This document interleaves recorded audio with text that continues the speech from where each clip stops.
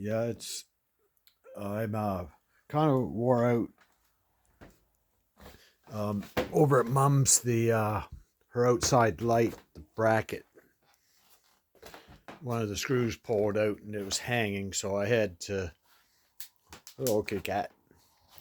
I had to go over, and the neighbor was over with a heavy shovel breaking ice on her driveway, so I borrowed his shovel because Mum's shovel, the heavy one, was in the garage, and the doors weren't opened and had ice on them, so used his shovel and had to break the ice away to get two doors open to get at some tools and the step ladder, or well, the um, long step ladder, and then dig holes in the ice for the legs to sit in so it would hold. Then anyway, couldn't find good enough screwdriver to actually replace the screw, so managed to find a spike and hammer. And anyway, after a while, I got it all back in place and tight.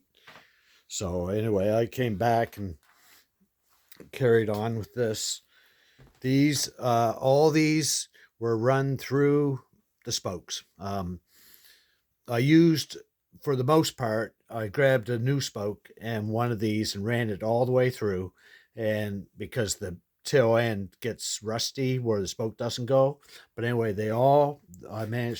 to use the wrench and had to put it like in the hole here to hold it on a few, like half them, to clear out the threads, but they cleaned up quite nice. Now the front ones didn't. The front ones I had quite a time getting the front ones clean, but I managed to get my paint on this, and my wheel turned out uh, exceptionally well.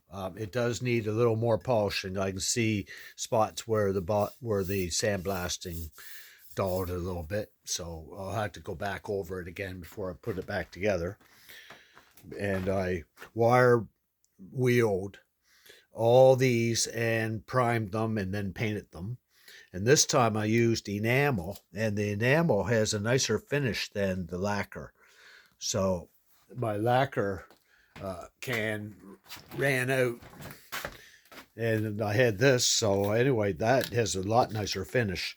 So when I have the front wheel all trued, I'm not going to take the spokes back out, but when I have it finally trued where everything's tight and the wheel's good, I'll just spray a little bit in a can and just touch up, go along and just paint each one.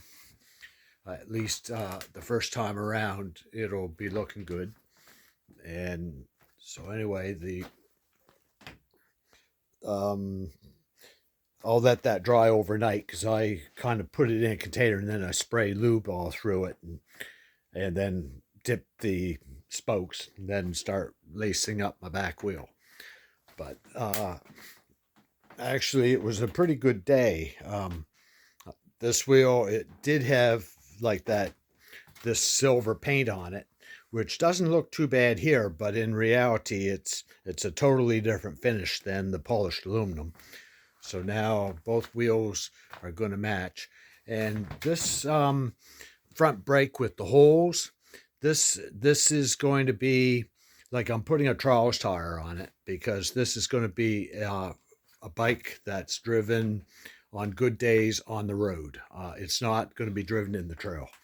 I would not run air, like holes all through the hubs and the backing plate for dirt. It's this, like I plan on having two or three of these bikes in the end fixed up. So one I'll be driving on the road, and the other one I'll have knobbies and play around a little bit, uh, easy going in the trail. I'm not going to drive like I used to, because I used to get hurt a lot, and I don't want to get hurt. Matter of fact, if I just drive easy, probably the next 2 days I can't move. So that's kind of, but I still want to do this. But anyway, and somebody gave me a stand. I'm not using it right this minute, but it works good. I'll be able to use that quite a bit. So anyway, I'll talk to you again tomorrow. Thanks a lot for your attention and have a good night.